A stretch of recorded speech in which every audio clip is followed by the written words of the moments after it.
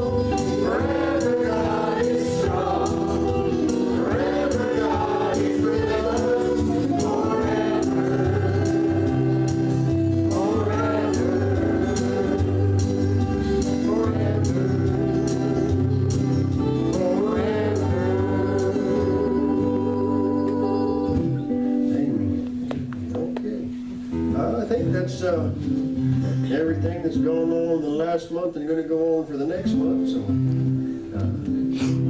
the calendars are out. The calendars are out for March. There was something else on the too, but I don't know what it was.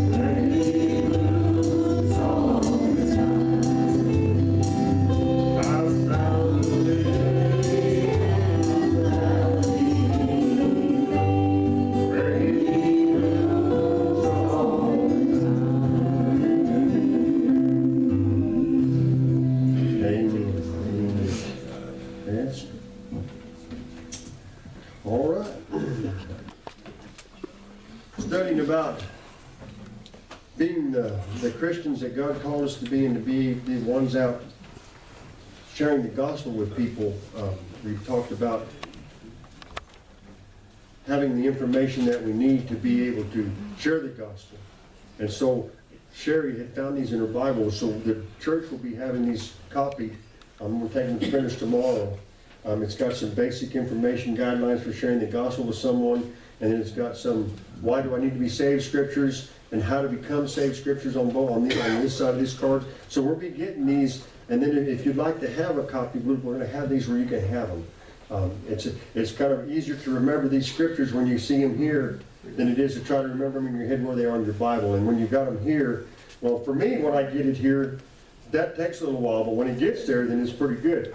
You know, I've always been pretty good with numbers. I can remember my phone number from when I was like in grade school. It's 532778827. When I was in the 4th and 5th grade, lived on Baptist Creek, Tucson. So sometimes them numbers stick, but sometimes it helps a lot when we got it like that. So we're gonna be putting that together so that everybody can have one. All right.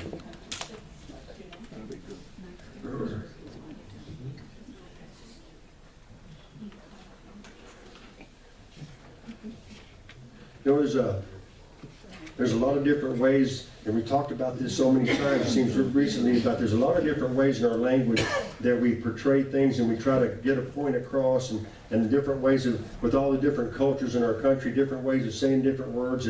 That actually it's the same word, it just means different, like tomato or tomato, or, you know, there's a lot of different ways of saying things. Then it sounds like it means the same, but sometimes it doesn't mean the same thing.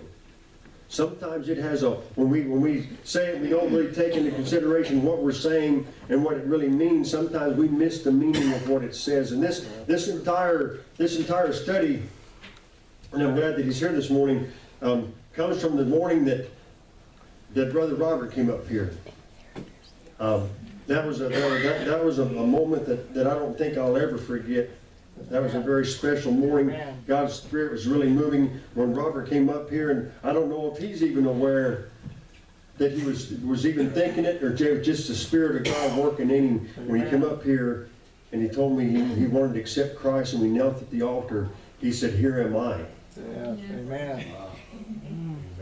He said, "Here am I," and that began me to start looking into that exactly. You know, the "here am I" is in the King James Bible 16 times. But a lot of times we say "here I am" or "here am I," and we think, well, "here am I" is just a derivative from an old English way of putting it in. It really doesn't have a significance. It's just a way of saying something. But that's not really so. Let's look at Isaiah chapter 6. Again, a lot of times the way we say things has a very significance into what we're saying.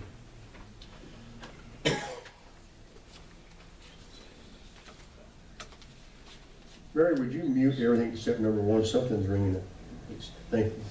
Isaiah 6 and verse 8.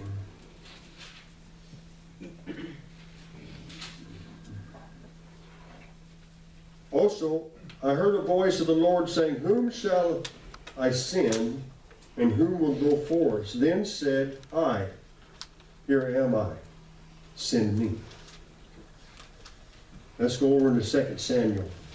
Now this is one where Isaiah said, "Here am I, send me." Now in 2 Samuel, we're going to look at, he's actually saying where he is for whatever punishment he might have coming to him, or whatever blessing he may have for having the Ark of the Covenant. 2 Samuel 15 and 26.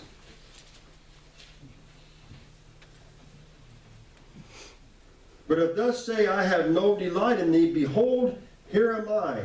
Let him do unto me as seemeth good unto him."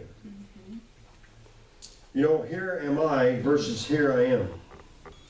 You know, when God called, let's go, if you flip over into 1 Samuel chapter 3, when God was calling Samuel, and Samuel was taking care of Eli, and God called him 3 times. Samuel had the same response. If you go to 1 Samuel 3 and verse 4, it says, "Then the Lord called Samuel, and he said, Here am I."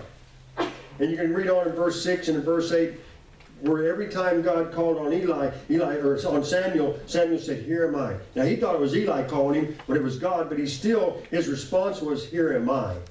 Amen. Here am I.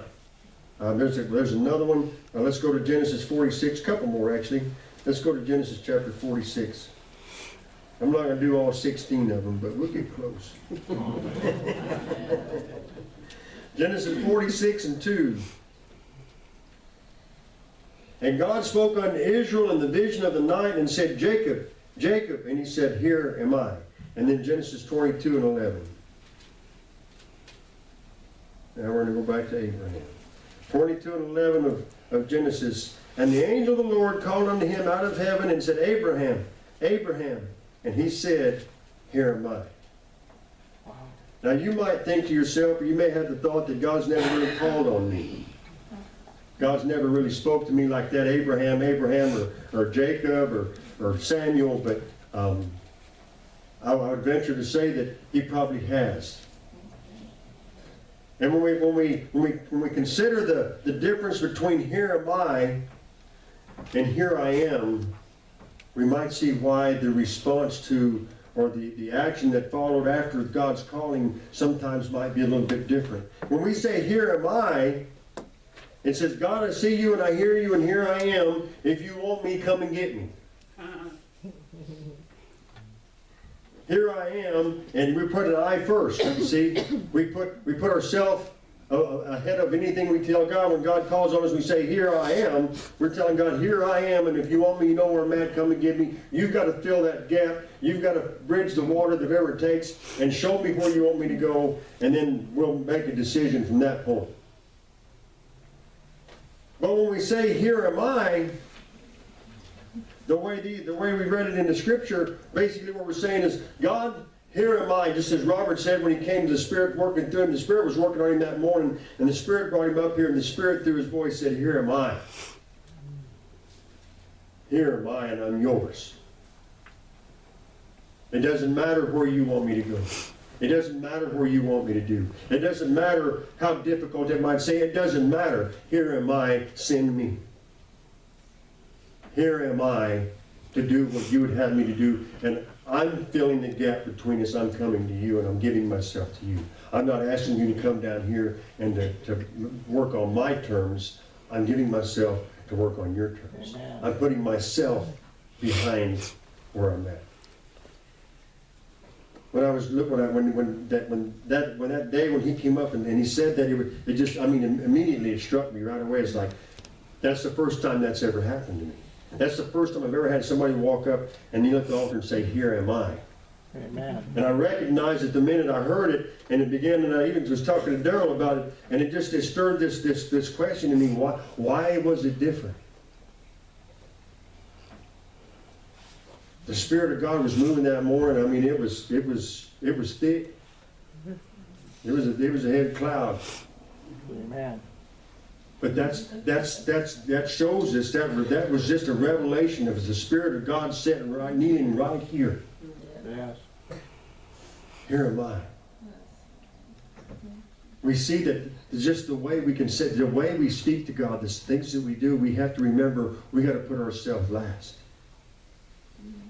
When we communicate with God, when we hear God calling on us, we say, "Yeah, God, I hear you calling, but immediately our response is, I'm not sure that we put ourselves right up front.